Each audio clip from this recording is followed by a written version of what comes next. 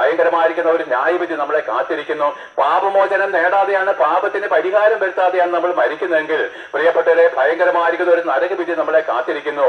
ഒരിക്കൽ മരിക്കുകയും പിന്നെ ന്യായവിധി നമ്മളെ കാത്തിരിക്കുന്നതുകൊണ്ട് ഈ ഭൂമിയിൽ നമ്മൾ ചെയ്യുന്ന ഒരു പാപത്തിനും ദൈവം ന്യായം വിധിക്കുന്നില്ല.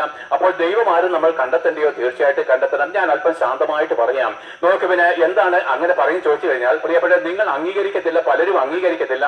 പലരും എന്താണ്, എനിക്കെതിരെ കോപാകുലരാണ് എന്ന് എനിക്കറിയാം. പക്ഷെ ചിലർക്ക് എന്താണ്, ഞങ്ങളെപ്പോലുള്ളവരെ കൊല്ലപ്പെടുന്നുണ്ട്, ഞങ്ങളെപ്പോലുള്ളവരെ എന്നും എന്താണ് ചീത്ത കേൾക്കുന്നുണ്ട്, പിന്നെന്താണ് മറ്റു വിധമായിരിക്കുന്ന അനുഭവങ്ങൾ കൂടെ കടന്നു പോകുന്നുണ്ടെങ്കിലും ഒരു നാൾ യേശുക്രിസ്തു ഇനി ഭൂമിയുടെ ഏകാധിപതിയായിട്ട് മടങ്ങി വരുന്ന നാളിൽ ഞങ്ങൾ അവരോടുകൂടെ നിൽക്കുമ്പോൾ നിങ്ങൾ മനസ്സിലാക്കും, ഇവർ പ്രസംഗിച്ചത് എന്ത് ഉന്നതമായിരിക്കുന്ന കാര്യങ്ങളാണ്.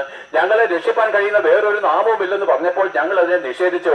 എന്നാൽ ഇപ്പോഴിതാ ഞങ്ങൾ ചുറ്റും നോക്കുമ്പോൾ യേശുക്രിസ്തു അല്ലാതെ മറ്റൊരു വ്യക്തിയെ കണ്ടെത്തുവാനും കഴിയുന്നില്ല. ആകയാൽ പ്രിയപ്പെട്ടവരെ, ഈ പാപം എന്തെന്നും പാപമോചനം എന്തെന്നും ദൈവം ആരെന്നും ദൈവത്തിലേക്ക് നമ്മുടെ പ്രവേശനം എന്തെന്നും എല്ലാ ജാതി മതസ്ഥരും ദൈവത്തിൽ നിന്ന് അകന്നു പോയവരാണെന്നും ഞാൻ നിങ്ങളോട് പറയാം. ചൊവ്വാദോഷങ്ങളിൽ നമ്മളെ രക്ഷിപ്പാൻ നമ്മുടെ ആചാരങ്ങൾക്ക് കഴിയുന്നില്ല. രാഹുകാലത്തിൽ നമ്മളെ വെടിവെപ്പാൻ കഴിയുന്നില്ല. നമ്മുടെ പാപ സ്വഭാവങ്ങളിൽ നമ്മളെ രക്ഷിപ്പാൻ ലോകത്തുള്ള ഒരു മതത്തിന്റെയും ക്രിസ്ത്യ മതത്തിന്റെ ആചാരങ്ങൾക്കും കഴിയുന്നില്ല. എന്നാൽ ഇതിന്റെ എല്ലാം പിന്നിൽ ഒളിഞ്ഞിരിക്കുന്ന ഒരു സത്യമുണ്ട്. അതൊന്ന് പറഞ്ഞോട്ടെ, ശാന്തമായിട്ട് കേൾക്കണമേ. മരിച്ചതിന് ശേഷം നമ്മളെല്ലാം വീണ്ടും കാണും.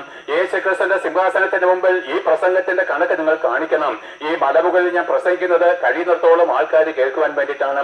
വീടിനോട് ചേർന്ന് പ്രസംഗിച്ചാൽ അതിന്റെ സൗണ്ട് നിങ്ങൾക്ക് എന്താണ് അസ്വസ്ഥ വരും. അതുകൊണ്ട് അല്പം മാറി നിന്ന് ഉയരത്തിൽ നിന്ന് സംസാരിക്കുമ്പോൾ ദൂരെയുള്ളവർക്ക് പോലും ആത്മാവിന്റെ നീ നിന്നെ തന്നെ സ്നേഹിക്കുന്നുവെങ്കിൽ എന്റെ പ്രസംഗം കേട്ടുകൊള്ളുവേൻ.